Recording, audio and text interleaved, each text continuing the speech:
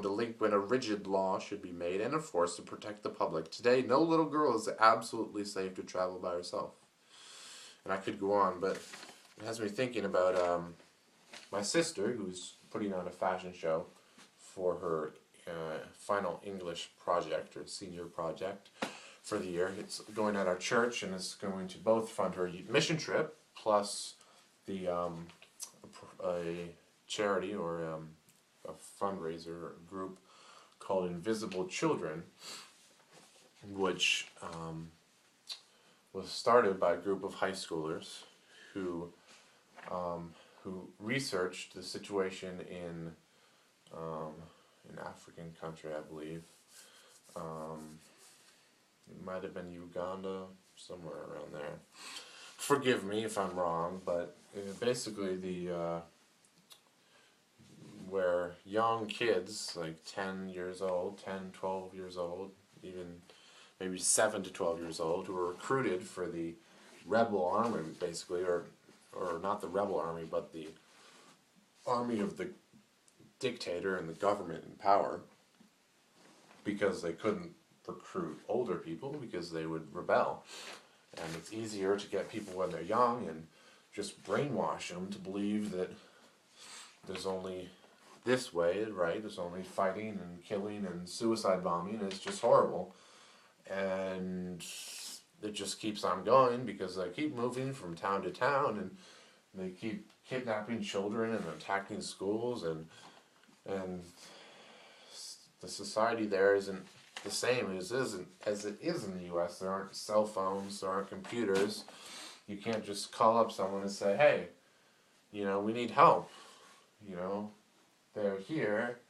They're gonna be on your way to your village. You gotta get out of there or protect yourselves in some way.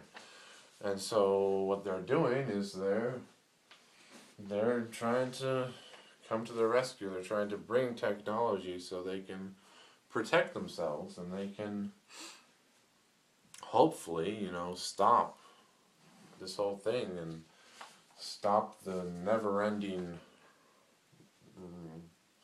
recruitment of these children, and end the brainwashing, and maybe start schools back up that were closed because you can't go to school because those are target areas. And kids would have to march miles and miles each day just to anyway, I don't know the whole situation, but it's not a good situation. And I was watching a show on TV tonight.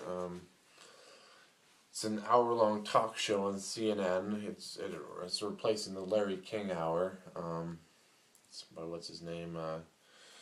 English dude who was on America's Got Talent with Simon Cowell, one of the judges. Anyway, he interviewed Ashton Kutcher and Demi Moore, and their big charity and their big cause is sex trafficking all around the world, but in the United States as well. I believe, I forget the statistic they threw out, but basically the average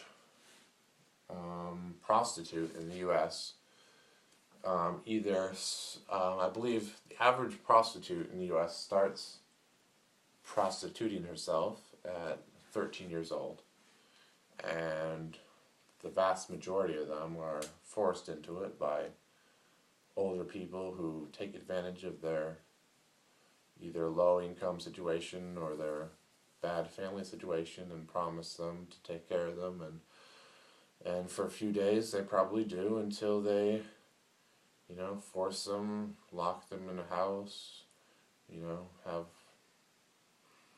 invite other people over to force her to have sex with them, and he gets paid and she doesn't get paid. And they interviewed someone who fortunately was only in that situation for a week or two, and she escaped, but the only way she could escape was to go to get picked up by some of his clients and was basically raped by 2 or 3 different men in a hotel room, and then they brought her back to her house, and at one point she got pregnant and was abused, so the baby was lost. So this is just one story of a teenager who lost their childhood, basically, and now has to grow up with this abuse, and